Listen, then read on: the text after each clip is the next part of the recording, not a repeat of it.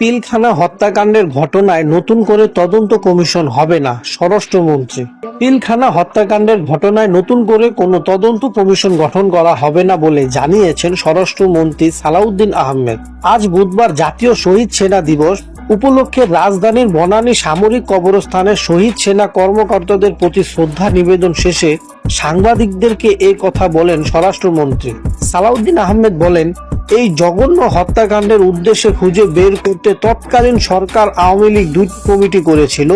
সেই কমিটির প্রতিবেদনগুলো শেষ পর্যন্ত প্রকাশিত হয়নি। সদ্য বিদায়ী অন্তর্বর্তী সরকারের সময় একটি স্বাধীন জাতীয় তদন্ত কমিশন গঠন করা হয়। সেই কমিশনের প্রতিবেদনে সরকারের কাছে জমা পড়ে। সেই প্রতিবেদনে বাস্তবায়নের জন্য তেমন কোনো পদক্ষেপ নেওয়া হয়নি।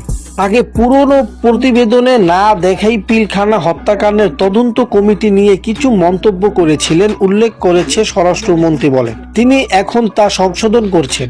এ প্রসঙ্গে সালাউদ্দিন আহমেদ বলেন, তারা জনগণের ম্যান্ডেট নিয়ে অল্প কিছুদিন আগে সরকার এসেছেন। এই হত্যাকাণ্ড নিয়ে সরকার নতুন করে কোনো তদন্ত কমিশন করবে না, যেহেতু জাতীয় একটি স্বাধীনতা তদন্ত কমিশন গঠন করিয়েছিল, দক্ষ ও উপযুক্ত ব্যক্তিদেরকে নিয়েই গঠিত হয়েছিল। কমিশনের প্রতিবেদনে এক নজরে যা দেখেছেন তাতে ৭০টির মতো সুপারিশমালা এসেছে, যার অনেকগুলোই বাস্তবায়নধীন। আর বিচারাধীন যে মামলাগুলো আছে, কিছু আপিল বিভাগ আছে, সেই বিচারক প্রক্রিয়াটা সমাপ্ত করা হবে। এছাড়া অন্য যে সুপারিশগুলো আছে সেগুলো ধাপে ধাপে বাস্তবায়ন করা হবে।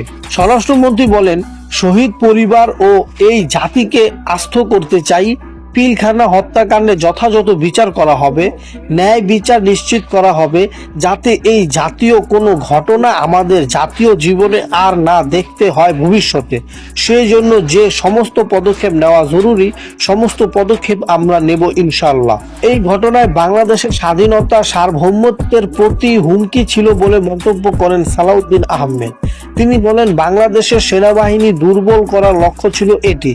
এই লক্ষ্য তাদেরই থাকতে পারে যারা বাংলাদেশের স্বাধীনতা সার্বভৌমত্বে বিশ্বাস করে না, অথবা একটা দুর্বল রাষ্ট্র হিসাবে যারা এই দেশকে দেখতে চায়। তদন্ত প্রতিবেদনে প্রকাশ করা হবে কিনা এমন প্রশ্নের জবাবে স্বরাষ্ট্রমন্ত্রী বলেন, এটা নিয়ে মন্ত্রণালয় সংশ্লিষ্ট সবাইকে নিয়ে আলাপ আলোচনা করে সিদ্ধান্ত নেওয়া হবে।